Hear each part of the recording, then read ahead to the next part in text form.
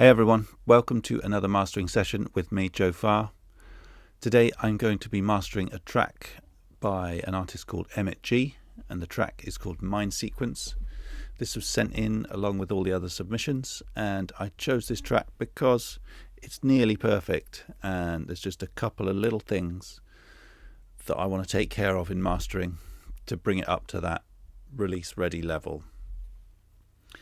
So let's get stuck into it. I have got the pre-master set up on this channel, got a couple of plugins, and then I have an insert which is sending the signal out to my hardware over here, and then it's coming back into this channel where I've got the record armed and I'm monitoring that input, and then I've got a few extra plugins on there should I need them for some extra polish, and of course some clipping if needed and some limiting.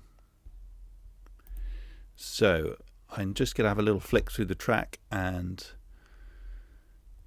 I'm going to quickly get an idea of what I need to do or what direction I want to go in. Let me just check something a sec. Okay, let's have a listen.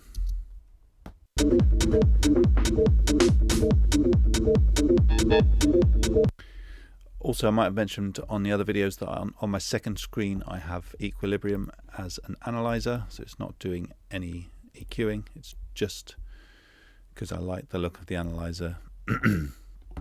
But I can't have it on my second monitor because I'm using that to record this video, so I'll just have it on the screen where you guys can see it. And it's really just to confirm, you know, if I hear anything that I think, oh, that's going to need some attention, I've got that second reassurance by seeing it visually as well.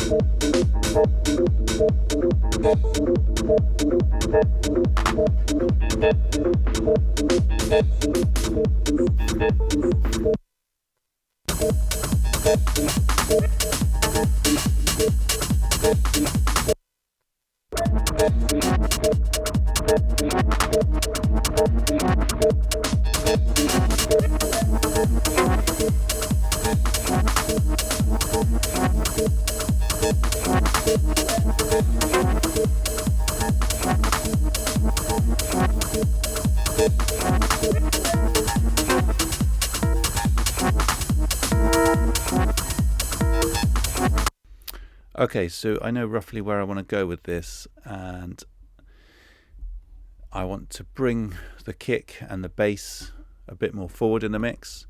The main synth is it's fairly prominent in the low mids. It does have a bit more top end, but I don't think it's quite got enough, so I can just maybe rebalance that a bit to give the synth a bit more presence and tuck away some of those low mid sort of the louder bits on the synth that are putting maybe a little bit too much pressure on the mix. And once I bring that synth down a bit in the low mids, I might be able to bring up some of the detail that's underneath. And then in the top end, the ride, it's a classic 909. It's not a problem, but it's a bit peaky at the top end, so I might just want to control a little bit of that, and again bring out some of the lower details. So all in all, we're just trying to glue everything together, and I want to push the bass before I go into any compression. So I kind of, if there's anything major that needs controlling, I want to do it pre-hardware, pre-compression. If there's any finer details that I come to after that, once I've recorded the track back in, little tweaks, then that's fine to do on the printed track. So I'm just going to use Basslane Pro to give it a little lift in the lows. So let's just play it and I will show you what I do with that plugin.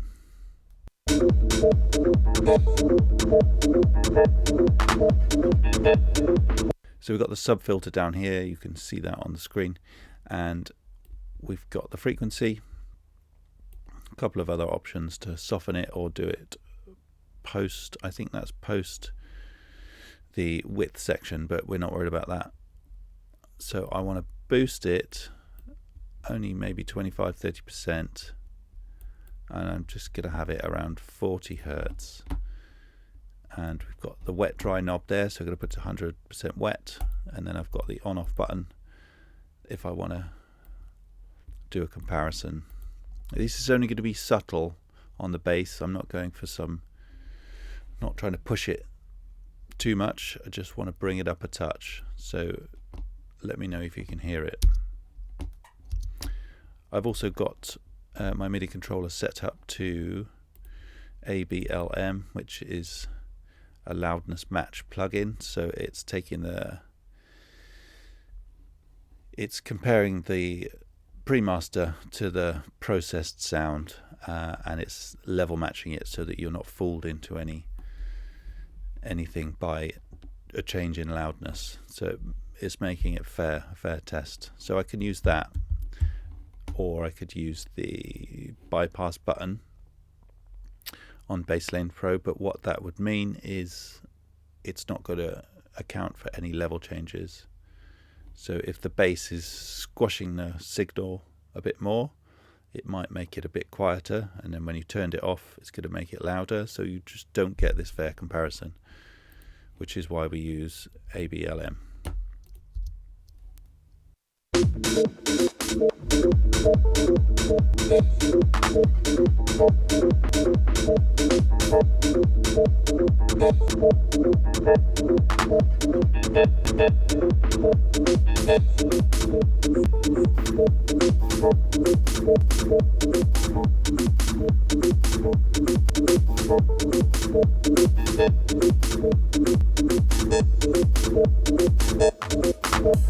So I'm just A-Bing it. You can't see it at the moment, but I am A-Bing it. And if you look where my mouse is, you can see a little boost in the bass.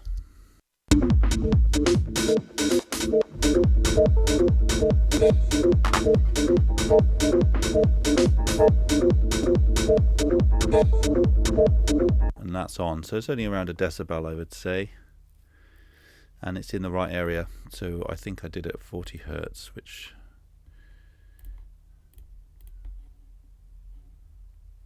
yeah, 40 Hertz, which seems to work nicely. So that's that taken care of. Then I want to take a look at this synth, which in particular was getting a bit spiky in this second half of the track.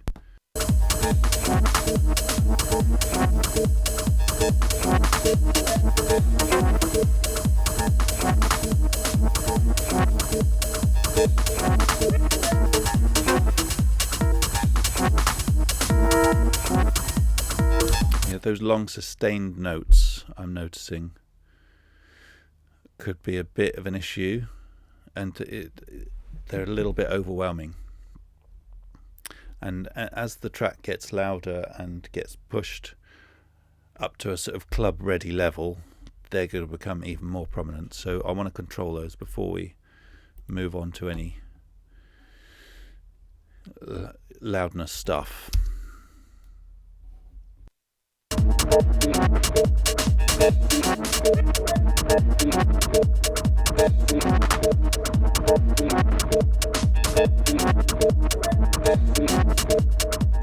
There's an atmosphere as well that's sort of throbbing in the background, which is peaking quite a bit.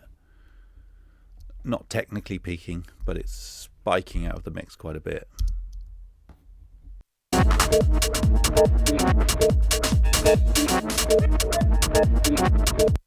So the easy option here would be to use Soothe, because that does it for you. But with this plugin, which is Multiplicity, probably my favorite plugin of all time, you can really target just the bits you want. So these two resonant atmospheric sounds that we can hear coming in and out, I'm going to just try and target them and nothing else.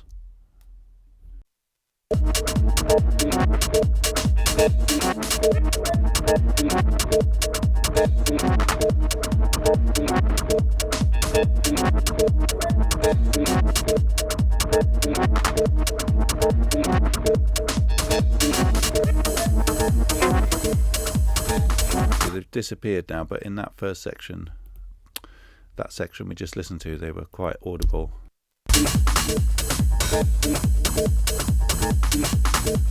Can zoom in a bit as well.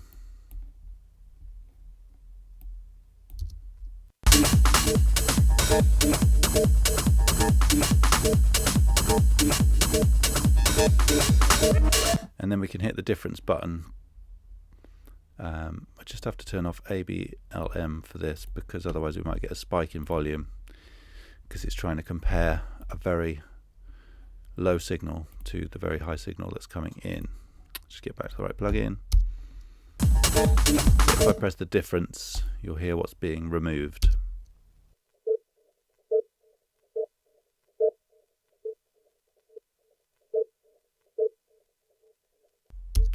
So, you know, it's very different to an EQ, which is static. So if I remove this with an EQ, so, you know, it would look something like this. That's also going to remove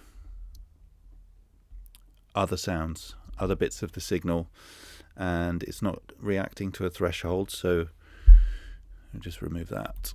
If we go back to multiplicity, it's only doing it when it goes above the threshold that I've set down here.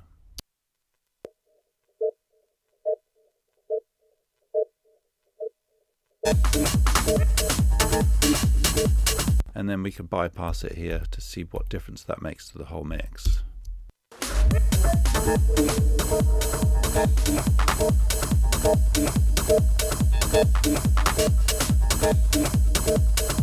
It's just taking that pressure out, and there's another one here I've just noticed.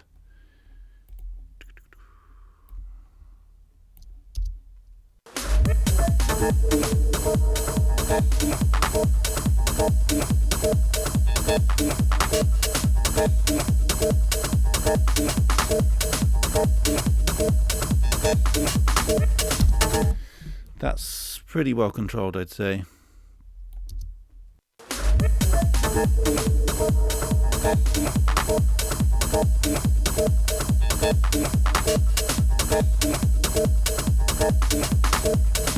It's not that I want to get rid of these, because they are the main hook, really.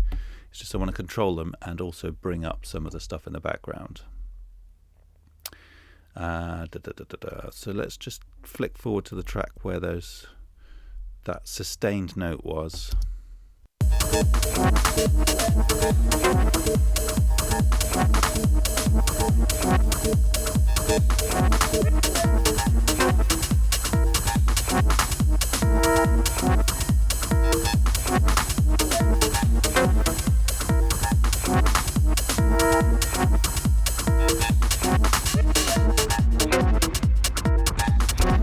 And I could draw in another few bands on multiplicity to take those out, but I think I'll just try and tickle the top of it with Soothe without digging into too much of the rest of the track. So let's just have a listen.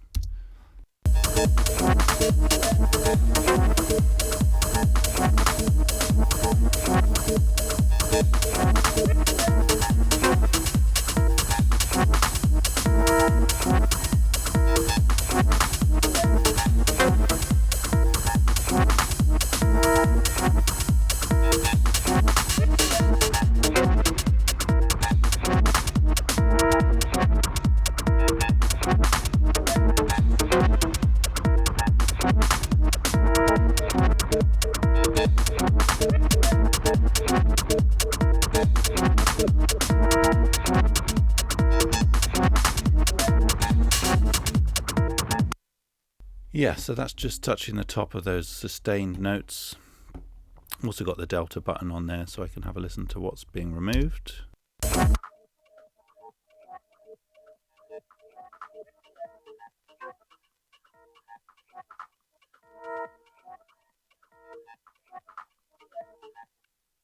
But like I said, it's not as it's slightly more AI. Basically, it's more, you've got a certain amount of control, but nowhere near the amount of control you've got in multiplicity. Yes, it's more complicated. There's lots of more advanced controls. But if you're really, really going for the clean sound, the kind of, the get in there and no one even knows you've been there kind of sound, then you use multiplicity. And Soothe, it is still amazing, and it's a lot quicker. It's a lot more user friendly, but you can end up digging into other parts of the track that really you might not want to. So they both got their own specialisms, really, which is why I've got both. Right, so I think I'm fairly controlled there. I might just want to look at these ride cymbals.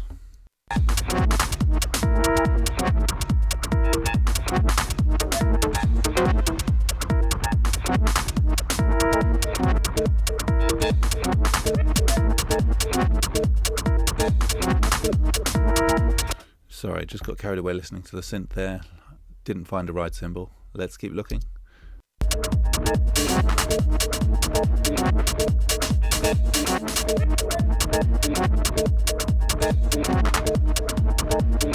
Was there a ride cymbal?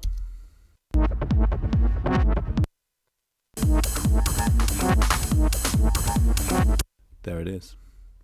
So I might just want to put a little bit of slow control on that ride.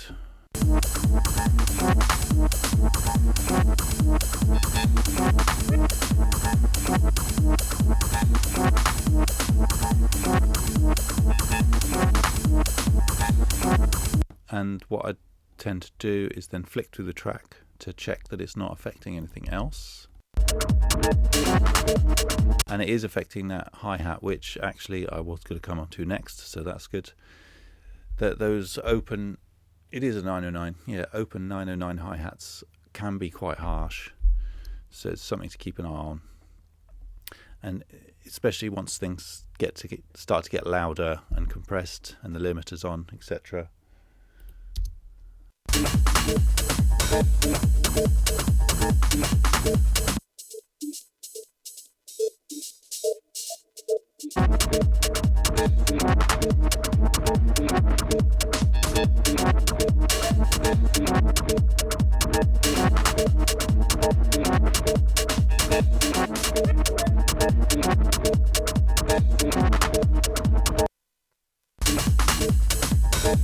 Beautiful. So it's still got the dynamics and the groove of the track, and I'm not destroying that kind of openness of how the hi-hats are playing about and opening up. It's still there, it's just controlling that extra bit of volume. So I've also got BX Refinement, which controls the harsh area basically between 3 and 4K.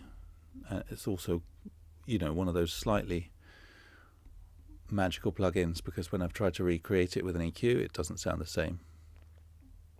So, but it doesn't need it on this track, I don't think.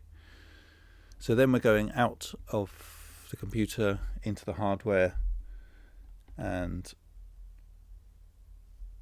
let's move over there and I'll see if there's anything I want to do on the EQs.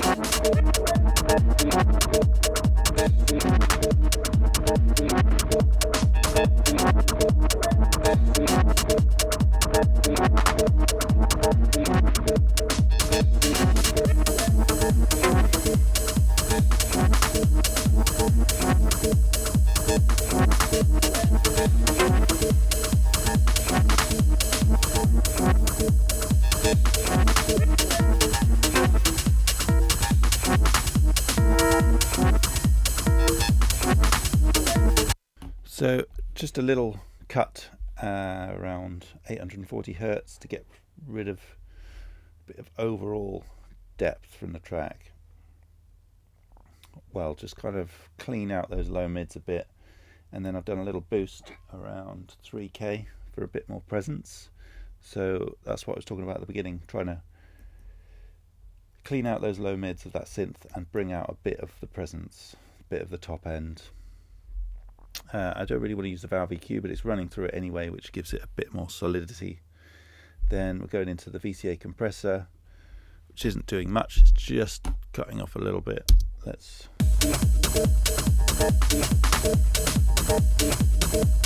and then I'm going to use the output gain of this compressor to drive the valve compressor, which is just going to give us that little bit of warmth and roundness and glue. So I'm not really compressing in a sense that you'll be able to hear it. It's more of a tone, like a box tone essentially. So I'm not trying to crush any transients off or do anything really fast and snappy. It's just a tone box essentially. That's the way I use it anyway.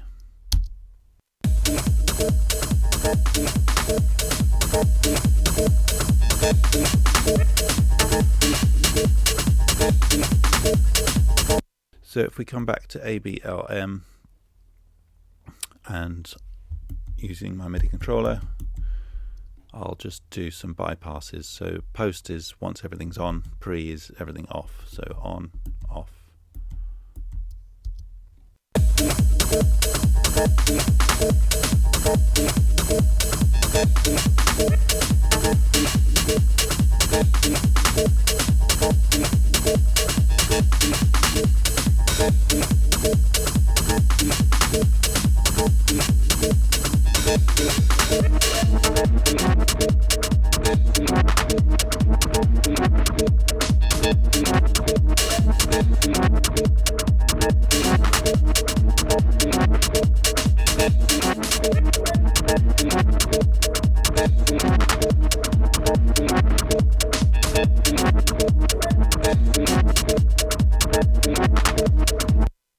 So I'm happy with that. So what I want to do now is just, I can do this after I've recorded, or I can do it while I'm recording, or I can do it now just to test a few things out. So Dyne 1 is a, what's the exact description of it? It's a parallel compressor basically, but something magic about it. And you can use this if you're trying to get the volume up a bit and to bring out details. So for this one, I just want to play around with it really. Might not work, but just trying to look for those extra details in the track.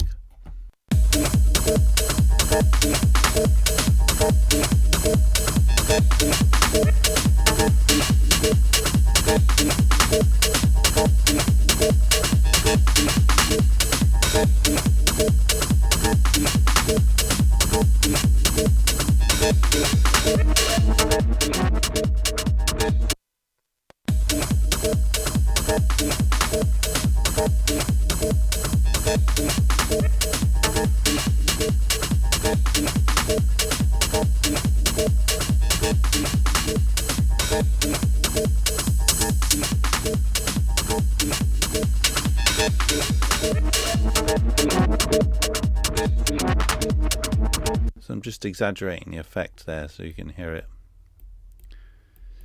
So you can specify the frequency bands, so how much of these channels affect what frequency.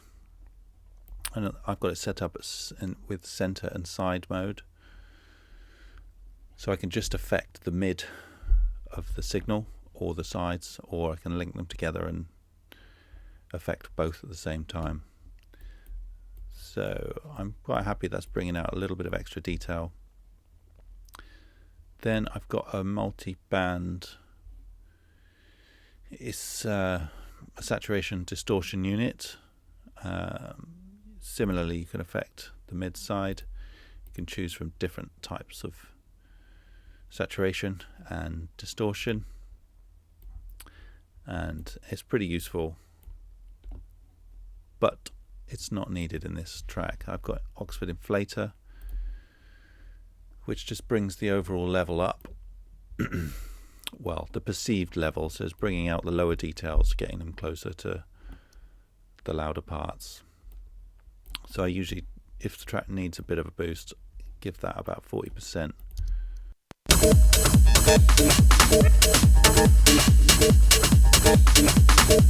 Then aroma is a similar thing, but it's got different flavors. But I tend to use one or the other depending on what the track feels like it needs. Got equilibrium for any extra touches. Then I'll start pushing the clipper a little bit if it needs it.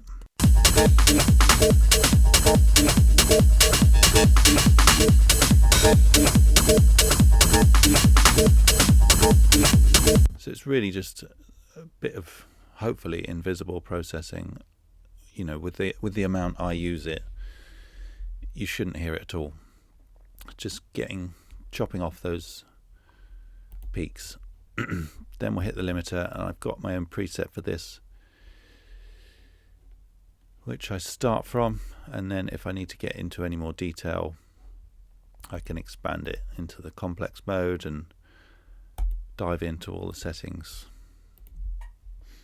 But the preset works pretty well as a starting point.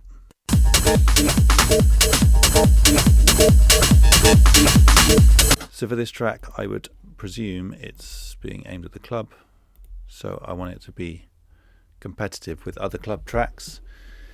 I tend not to use a Lufs meter, but I do have one if people request a certain number, but I just tend to go with a VU meter.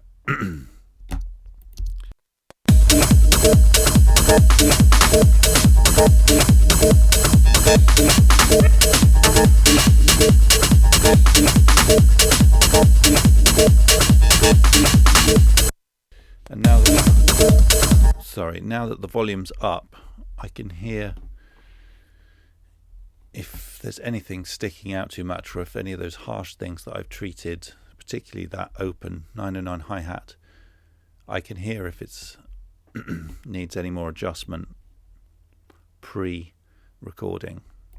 So I might want to go back and adjust that band in multiplicity, and then I'm just going to have a little listen and decide on that.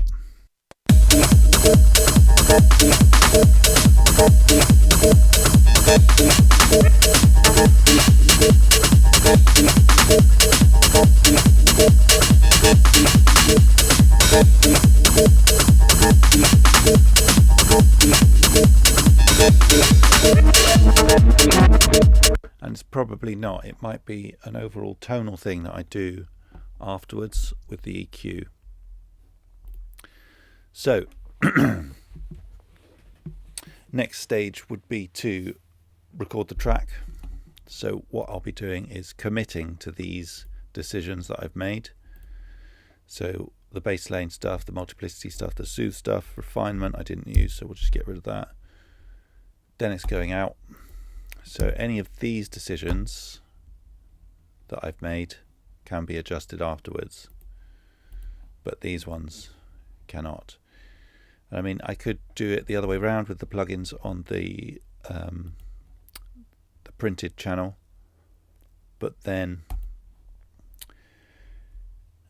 I don't really want to do that because then it's post compression. I really just want to finish with the compression. Well, obviously we're finishing with limiting, but I want the compression before. Sorry, I want the compression after these changes I've made over here. Right, so I'm going to record this. So you guys can just have a listen to the track, or you can flick through.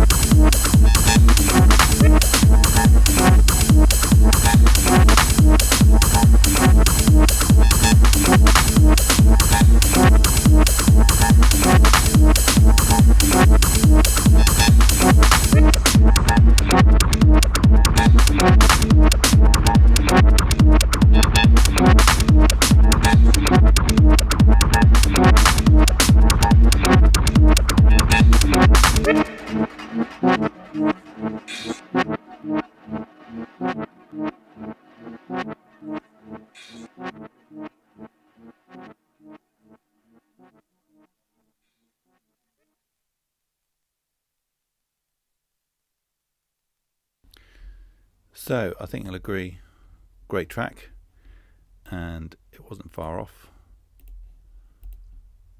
I'm just going to have a little listen. I did notice the highs just being a little bit much overall, so I'm probably going to do an EQ move, maybe a decibel up there. And then what I do at this point is I do a rough level match of the pre-master. I'll push that so it's peaking, so it's a bit closer to the signal level of the master. Then I can compare the two.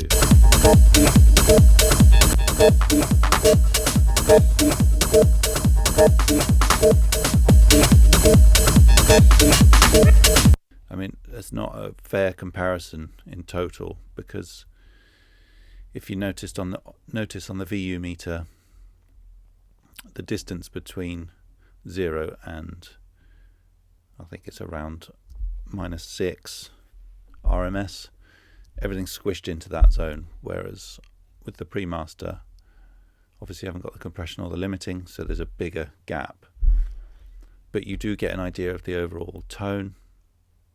And if I push the volume a bit more of the pre-master, then it's closer, but it's not like using AB LM2, the loudness match plugin.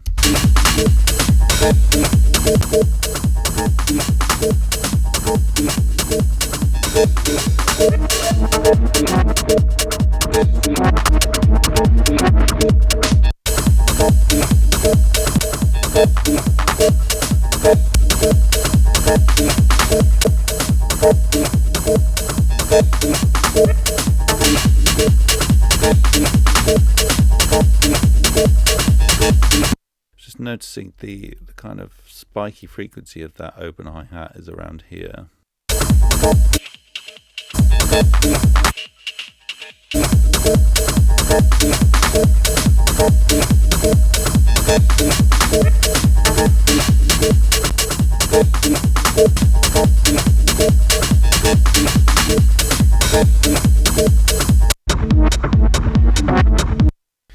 And that about wraps it up. At this point I would listen through to the whole thing once more to double check.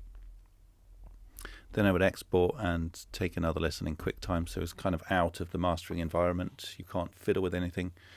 And I'd make my final decision as to whether it was ready to go or not. If I wanted to do any more tweaks, I'd just go back, do those, re-export and have a listen. But this one, at this stage, I'd say it's ready to go to the artist, and I will ask for their feedback or just leave it with them, see what they think.